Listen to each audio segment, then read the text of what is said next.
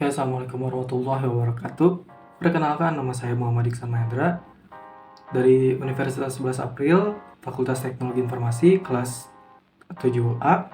Di sini saya akan menjelaskan tahapan proses UI UX dengan studi kasus aplikasi game Consign. Yang pertama, saya akan menjabarkan tentang apa saja yang akan saya bahas di sini.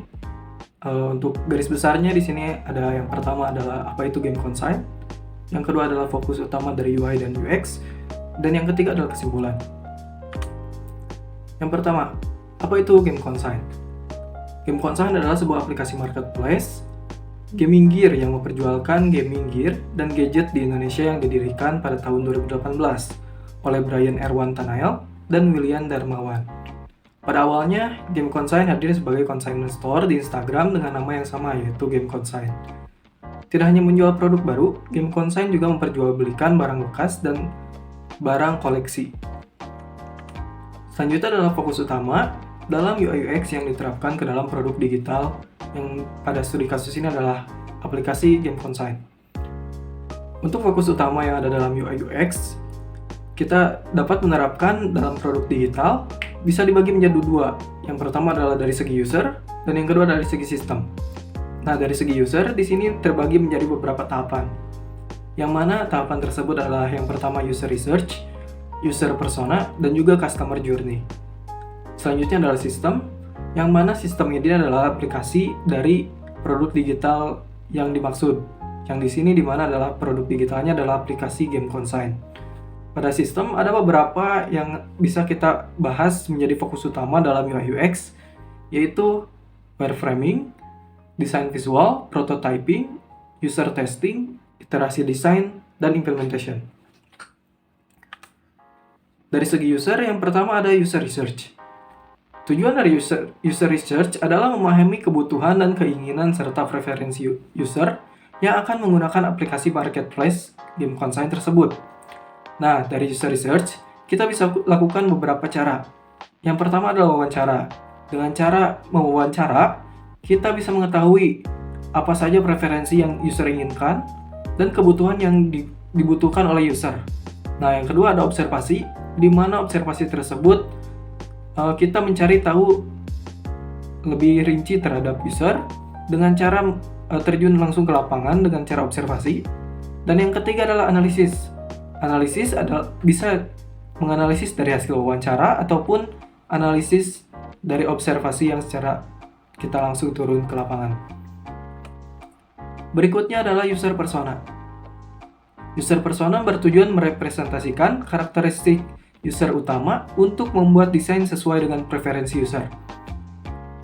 Di mana user persona ini adalah hasil dari data yang didapat dari user research. Kita dapat mengolah data tersebut menjadi sebuah user persona yang mana user persona ini menunjukkan tipe-tipe dari pengguna atau user tersebut. Nah, dalam user persona, kita telah mendapatkan data-data hasil dari user research. Kemudian, dalam user persona juga kita mendapatkan data kebutuhan dan keinginan serta preferensi dari tiap user. Selanjutnya adalah custom journey. Custom journey bertujuan memahami langkah-langkah yang diambil pengguna dari awal hingga akhir ke dalam aplikasi. Custom journey juga disebut sebagai user flow, yang mana sebagai satu dokumen yang menjelaskan bagaimana cara pengguna untuk menggunakan aplikasi dari mulai membuka aplikasi hingga menutup aplikasi. Nah, cara membuat custom journey adalah menentukan fase-fase saat aplikasi akan berjalan.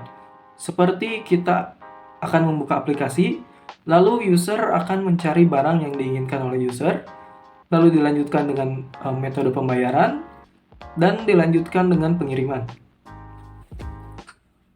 Nah, dan juga customer journey dapat mengidentifikasi titik positif dan potensial hambatan dalam perjalanan pengguna. Selanjutnya adalah dari segi sistem, yaitu wireframing. Wireframing bertujuan membuat kerangka dasar antarmuka tanpa detail desain visual. Nah, wireframing ini kita mendesain di sketsa halaman utama dengan fokus pada tata letak dan navigasi yang efisien. Wireframing juga harus menentukan elemen kunci seperti tombol belanja dan juga menu navigasi. Selanjutnya adalah desain visual. Setelah tadi kita menerapkan kerangka dasar, maka desain visual akan menerjemahkan dan menerapkan wireframing ke dalam desain visual yang menarik. Nah, di mana desain visual ini kita memerlukan pemilihan palet warna yang sesuai dengan tema gaming ataupun tema dari aplikasi tersebut. Selanjutnya pada desain visual, kita juga menambahkan elemen desain seperti icon dan atau ilustrasi yang berkaitan dengan gaming gear atau barang yang dijual dari aplikasi tersebut.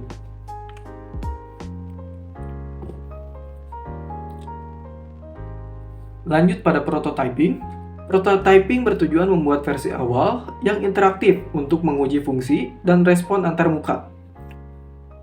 Pada prototyping, kita menggunakan alat prototyping untuk menciptakan model click and tap yang dapat diuji oleh pengguna. Pada model prototyping ini bisa saja berupa mockup ataupun berupa aplikasi awal yang hanya diuji untuk keperluan fungsi dan respon antar muka. Pada prototyping, ditambahkan transisi untuk mensimulasikan pengalaman pengguna saat menggunakan aplikasi tersebut. Lanjut kepada user testing. Setelah kita melakukan prototyping, kita bisa lakukan user testing. User testing bertujuan mengumpulkan umpan balik dari pengguna terkait kegunaan dan kenyamanan aplikasi. User testing ini mengorganisir sesi uji pengguna dengan kelompok representatif.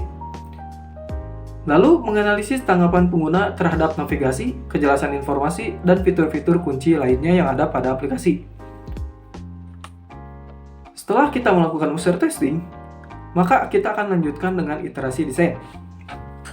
Yang mana iterasi desain ini diterapkan ketika kita telah menerapkan user testing dengan tujuan untuk meningkatkan desain berdasarkan umpan balik dari sesi uji pengguna atau user testing tadi. Nah, pada iterasi desain, kita melakukan respon temuan dan rekomendasi dari uji pengguna dengan melakukan perubahan pada desain. Yang mana ini bisa menjadikan aplikasi menjadi lebih relevan dengan pengguna dan sesuai dengan preferensi pengguna. Lalu, kita memastikan bahwa setiap iterasi mendukung pengalaman pengguna yang lebih baik. Dan yang terakhir adalah implementasi pada aplikasi. Setelah kita melakukan beberapa tahapan tadi, kita langsung melakukan implementasi, yaitu dengan tujuan menyusun desain ke dalam aplikasi marketplace gaming gear yang sebenarnya yang akan dipublish. Nah, untuk implementasi ini, kita bekerja sama dengan tim pengembang untuk mengintegrasikan desain dengan fungsional aplikasi. Kita juga melakukan pengujian akhir untuk memastikan konsistensi antara desain dan produk yang dihasilkan. Yang mana ini adalah produk akhir dan juga aplikasi telah siap untuk dipublish. Selanjutnya adalah kesimpulan dari presentasi saya. Yang pertama, Game Consign menjadi sebuah platform untuk jual beli dan tempat penitipan barang dengan fokus utama gaming gear dan barang lainnya.